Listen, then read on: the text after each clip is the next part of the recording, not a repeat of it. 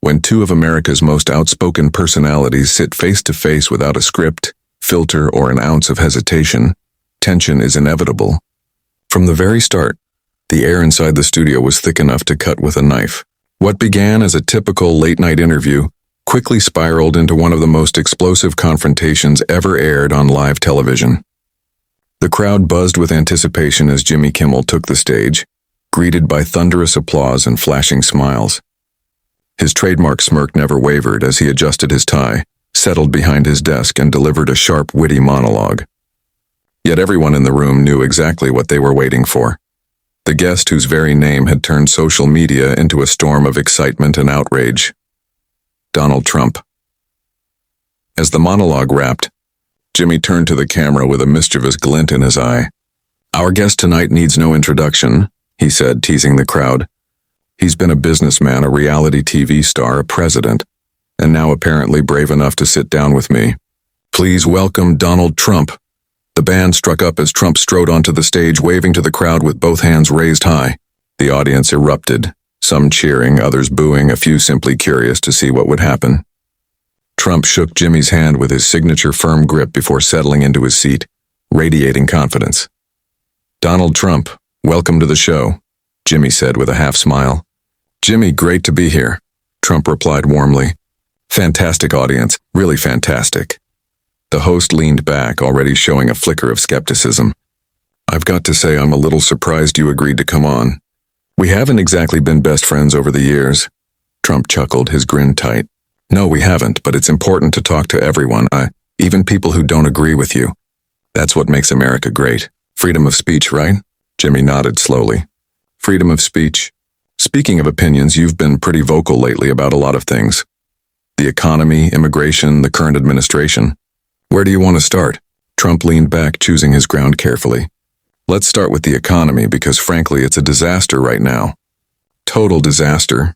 When I was in office, we had the best economy this country has ever seen. Lowest unemployment, highest stock market, businesses thriving. And now it's all going downhill." Jimmy raised an eyebrow. "But a lot of economists would disagree. The numbers show unemployment is still low and the stock market's doing fine." Trump smiled thinly. "Jimmy, you're reading the wrong numbers. Everyday Americans are struggling. Gas prices, groceries, everything's more expensive. That's the real story." Jimmy countered, "But that's part of global inflation. It's happening everywhere in the supply chains, pandemic aftermath, complex issues." Trump waved a dismissive hand. "Excuses. When I was president, I would have handled it differently. I make real deals, not weak ones. I know how to get things done." The audience murmured, some nodding, others scoffing. Jimmy leaned forward, his tone tightening. "Let's talk about those deals. You've been heavily criticized for your approach to international relations. Some say you alienated allies, cozied up to dictators, and made America less safe." Trump's jaw flexed, though his voice stayed even. "That's fake news, Jimmy. I had great relationships with world leaders. They respected me in America.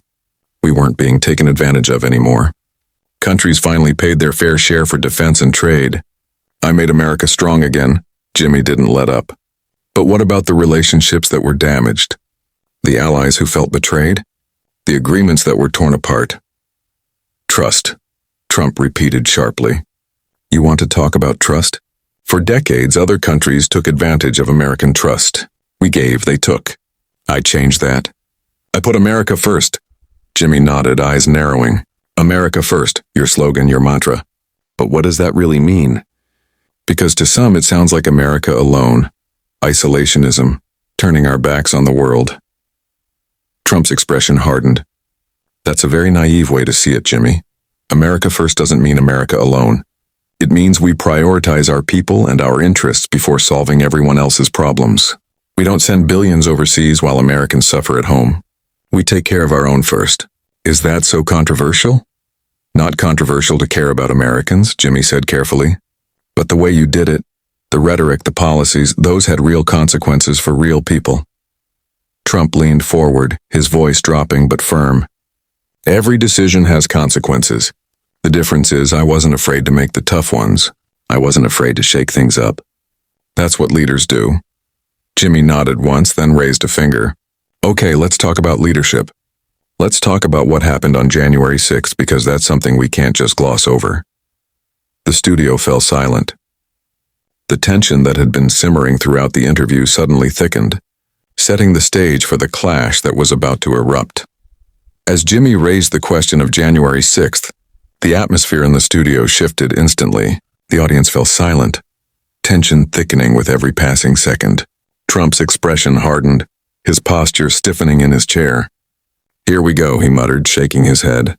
"I knew you'd bring this up. I knew it." Jimmy didn't hesitate. "Of course I'm bringing it up. It's one of the most significant events in modern American history. People stormed the Capitol. People died. And you were the president. You were the one who told them to march down there." "I told them to march peacefully," Trump cut in sharply. "Peacefully and patriotically. Those were my exact words, Jimmy. But nobody wants to talk about that.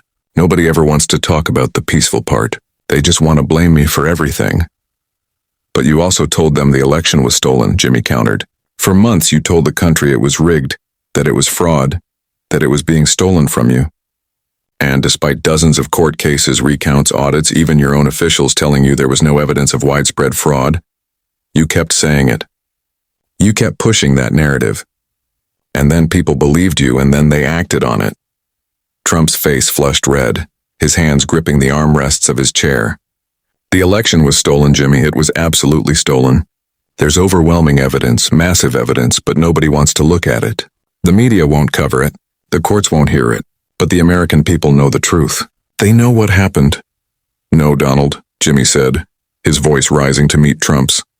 "They don't know that because it didn't happen. It's been investigated thoroughly, repeatedly, exhaustively. And every single time the conclusion is the same. There was no widespread fraud. You lost the election fair and square." Trump shot to his feet, face now fully red, finger stabbing the air toward Jimmy. "You know what, Jimmy? This is exactly what I'm talking about. This is the problem with people like you. You sit here in your comfortable studio with your writers feeding you lines and you think you know everything. You think you've got all the answers, but you don't know anything about what really happened." Jimmy stood as well, refusing to back down. "I know what the facts say. I know what the evidence shows. And I know you can't just make up your own reality because you don't like the one we're living in." "Facts," Trump scoffed, his voice dripping contempt. "You want to talk about facts? Let me give you some. There were massive irregularities in multiple states, mail-in ballots that couldn't be verified, voting machines that were compromised, poll watchers who weren't allowed to do their jobs, dead people voting. That's not made up, Jimmy. That's real." "No, it's not real," Jimmy fired back, his voice unwavering. "Every single one of those claims has been debunked. Every single one. Your own attorney general told you there was no evidence. Your own campaign officials told you there was no evidence. Even judges you appointed told you there was no evidence. At what point do you accept reality? At what point do you start asking the right questions?" Trump leaned in, eyes blazing. "At what point do you stop being a mouthpiece for the establishment and start thinking for yourself? You're just like all the rest of them, Jimmy. Another puppet reading from a script." The audience erupted, some standing, some shouting, the whole studio charged with electricity. Jimmy's producer hovered nervously off to the side, but Jimmy waved him off. "I'm not a puppet," he said, his voice steady despite the chaos. "And I'm not reading from a script. I'm asking you legitimate questions that millions of Americans want answers to. And instead of answering them honestly, you're deflecting. You're attacking me personally. That's what you always do when you don't have a real answer." "I have plenty of real answers," Trump snapped. "But you don't want to hear them. You've already made up your mind. You decided a long time ago that you hate me, that you hate everything I stand for, and nothing I say is going to change that." "This isn't about hate," Jimmy said, shaking his head. "This is about accountability. This is about responsibility. You were the president of the United States. You had a duty to uphold the Constitution, to protect democracy, to tell people the truth, and instead you lied. You lied repeatedly, and those lies had consequences. Real consequences." Trump stepped closer to the desk, his voice low and menacing now. "I never lied, Jimmy, not once. Everything I said was true, and history is going to prove me right. You watch. When the real truth finally comes out, you're going to look like a fool." "I'm willing to take that chance," Jimmy said, matching Trump's intensity. But right now, in this moment, based on everything we know, based on all the evidence, based on countless investigations, you're wrong. You're simply wrong.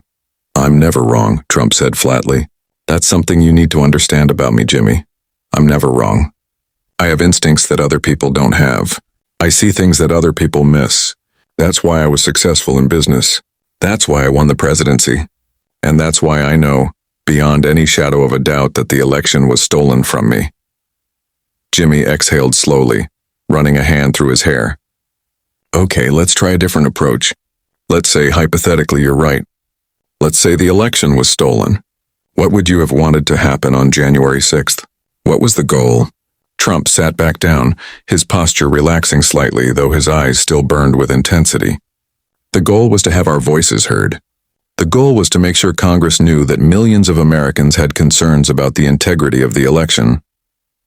The room stayed tense, the audience holding its breath as the two men stared at each other, the clash of realities hanging heavy between them. It was supposed to be a peaceful demonstration of their First Amendment rights, but Jimmy wasn't having it. It wasn't peaceful, he said, sitting back down. It turned violent.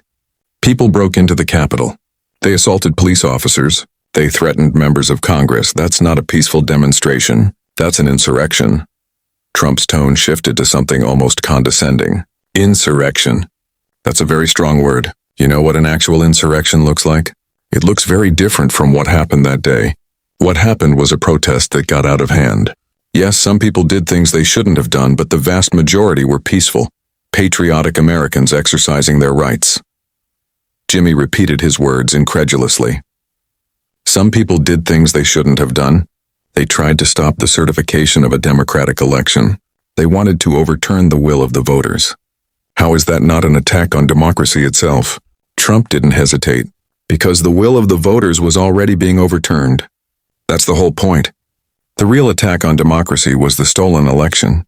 What happened on January 6th was people trying to defend democracy, not attack it. Jimmy stared at him, a mixture of disbelief and frustration on his face. Do you really believe that? Do you honestly, truly believe that? With every fiber of my being, Trump said without hesitation. Absolutely, Jimmy's voice dropped. Then we have a serious problem.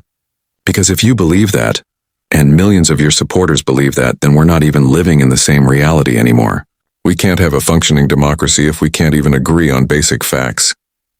Trump leaned forward slightly. Then maybe the problem isn't with me. Maybe the problem is with a media establishment that refuses to investigate the truth. Maybe the problem is with a political system that's so corrupt, so rigged, that people like you can't even see it anymore. Jimmy matched his gaze. Or maybe the problem is with a man who can't accept that he lost. A man whose ego is so fragile, whose need to win is so overwhelming that he's willing to tear the whole country apart rather than admit defeat. Trump's eyes flashed dangerously. My ego? You want to talk about ego? Let me tell you something about ego, Jimmy. I built an empire. I created thousands of jobs. I became president of the United States against all odds. I accomplished things that people said were impossible. And you know why? Because I believed in myself. Because I had the confidence to go after what I wanted. That's not ego. That's strength. Jimmy leaned forward, unrelenting. There's a difference between confidence and delusion. There's a difference between believing in yourself and refusing to accept reality. And what you're doing, what you've been doing for years now, that's not strength. That's weakness disguised as strength. Trump gave a short, humorless laugh. Weakness? You think I'm weak? I've faced more opposition, more attacks, more lies than any president in history. And I'm still standing. I'm still fighting. That's not weakness, Jimmy, that's resilience. Jimmy shot back. Fighting for what, though? That's the question I keep coming back to. What are you actually fighting for? Is it for the American people? Is it for democracy? Or is it just for yourself? For your own legacy, your own reputation, your own inability to be seen as a loser? This time, Trump rose from his seat, slower, more controlled. I'm fighting for the truth.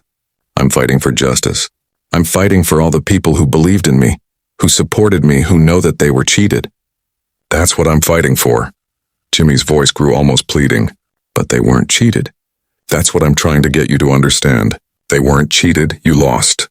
And by continuing to tell them they were cheated, you're the one who's actually cheating them out of the truth, out of reality. Trump shook his head slowly. Reality. You keep using that word like you own it. Like you're the arbiter of what's real and what's not. But you're not, Jimmy. You're just a comedian with a television show. You're not a journalist. You're not an investigator. You're just someone with an opinion and a platform. And you're just someone who can't admit when you're wrong, Jimmy shot back. Someone who would rather burn everything down than face the truth. Trump leaned against the desk now, his posture shifting from aggressive to almost contemplative. You know what the real problem is, Jimmy? The real problem is that people like you live in a bubble. You live in Hollywood. You talk to the same people. You think the same thoughts. And you have no idea what's actually happening in the rest of the country. Jimmy bristled. I talk to people all the time. But understanding different perspectives doesn't mean I have to accept lies as truth. The same facts can be interpreted in different ways, Trump said, sitting back down. The same data can tell completely different stories. And the problem is you only look at it one way, your way. Jimmy rubbed his temples. Let's talk about your supporters, the people who believe in you, who trust you. Don't you feel any responsibility to them? Don't you feel like you owe them the truth? I give them the truth every single day, Trump insisted. I tell them what the mainstream media won't tell them. I tell them the things that nobody else has the courage to say. But what if those things aren't true? Jimmy pressed. What if you're leading them down a path that's dangerous for the entire country? Trump shook his head firmly. Everything I tell them I believe to be true. I'm a fighter, Jimmy. I fight back when people attack me. When someone comes after me, I come after them twice as hard. That's just who I am. There's a difference between defending yourself and being cruel, Jimmy argued. A lot of the attacks you've made cross that line. They're designed to humiliate and destroy people. Trump's expression hardened. If people can't handle the heat, they should stay out of the kitchen. This is politics. This is the real world. You want to play in this arena? You better be tough enough to handle it. But you were the president, Jimmy said, his voice rising. Don't you think that position comes with certain responsibilities? Don't you think you should be held to a higher standard? I was held to an impossible standard, Trump countered. Everything I did was scrutinized, criticized, attacked. Meanwhile, other politicians get away with murder and nobody says a word. You're not a victim here, Jimmy said, waving his hand dismissively. You had the most powerful position in the world. You weren't some underdog being persecuted. And I was treated worse than any president in history, Trump maintained. The media was against me from day one. It was a witch hunt from the very beginning. Jimmy took a deep breath and fixed his eyes on Trump. If everyone who criticizes you is fake news, if everyone who reports negative things about you is lying, he said, doesn't that seem like maybe you're just trying to discredit anyone who holds you accountable? Or maybe I'm right, Trump replied slowly. Maybe the media really is biased. Have you ever considered that possibility, Jimmy? There's a difference between bias and fabrication, Jimmy shot back. When you call everything fake news, when you dismiss every critical report as a lie, you're trying to create a world where the only truth is whatever you say it is. Trump smiled coldly. And you're trying to create a world where the only truth is whatever the establishment says it is. So what's the difference? The difference is evidence, Jimmy said emphatically.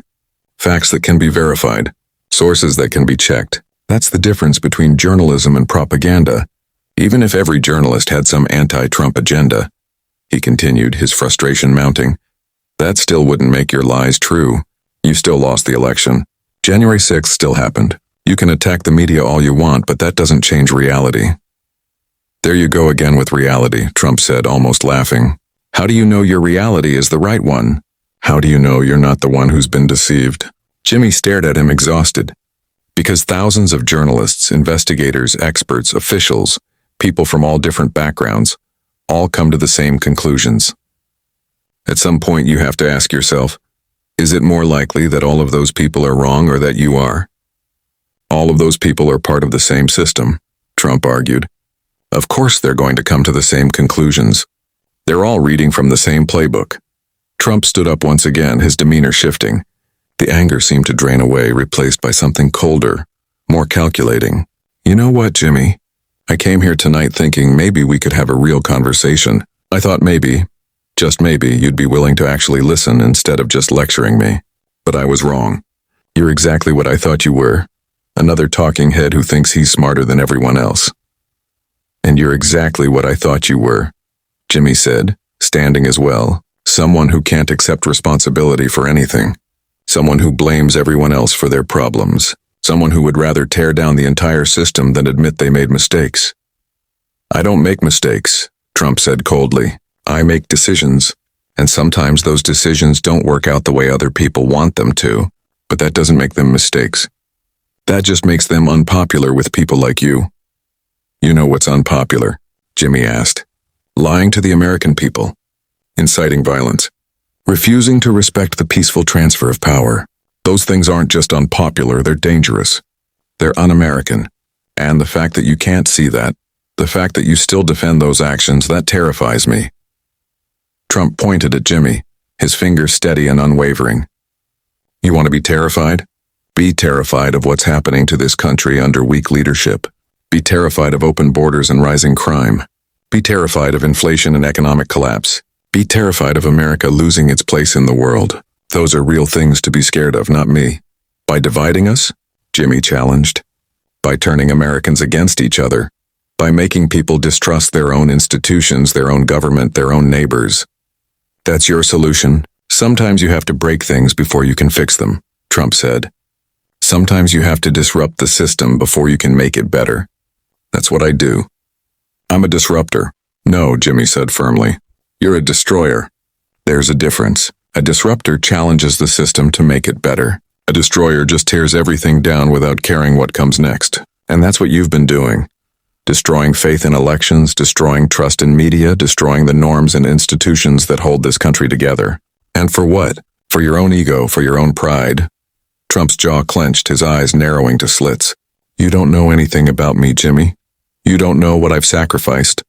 You don't know what I've given up to fight for this country. I could have stayed in my comfortable life, making money, enjoying my success. But I chose to step into the arena. I chose to fight, and people like you have done nothing but attack me for it ever since. Maybe because the way you fight is wrong, Jimmy said softly. Maybe because the things you're fighting for aren't actually good for the country. Maybe because your vision of America isn't one that most of us want to live in. Then you're going to lose, Trump said simply. Because my vision, the vision of making America strong again, putting Americans first, standing up to our enemies and demanding respect, that vision is what the real America wants. Not your version. Not the coastal elite version. The real America. The real America, Jimmy repeated. You keep saying that like you own it. Like you're the only one who understands it. But America is bigger than you. America is more diverse, more complex, more beautiful than your narrow vision of it. And most Americans, the real Americans as you call them, they don't want what you're selling. That's why you lost. Trump smiled again, that same cold smile from before. We'll see about that, won't we? We'll see who history remembers. We'll see whose version of America wins in the end. I guess we will, Jimmy agreed. But in the meantime, I hope you understand the damage you've done. I hope you understand that your words have consequences, that your actions affect real people, that leadership means more than just saying whatever gets you applause. And I hope you understand, Trump said, buttoning his jacket, that people are tired of being lectured by people like you. They're tired of being told what to think, how to feel, what's acceptable and what's not. They want someone who speaks their language, who understands their frustrations, who isn't afraid to say what they're thinking. That's why they love me. Not because I'm perfect, but because I'm real. The show cut to commercial, but the moment had already been captured, already recorded, already sent out into the world where it would be debated, dissected, and discussed for days, weeks, maybe even years to come. Two men, two perspectives, two visions of America clashing in real time with no resolution, no common ground, no path forward except more of the same division that had brought them to this point in the first place. So there you have it, an interview that started tense and ended in complete chaos. Two strong personalities refusing to back down, refusing to find middle ground, each convinced they were absolutely right. Now I want to hear from you. Who do you think made the better points? Do you think conversations like this help or hurt? Drop your thoughts in the comments below. Hit that subscribe button if you haven't already and let me know. Do you think these two will ever be able to have a civil conversation, or is the divide just too deep?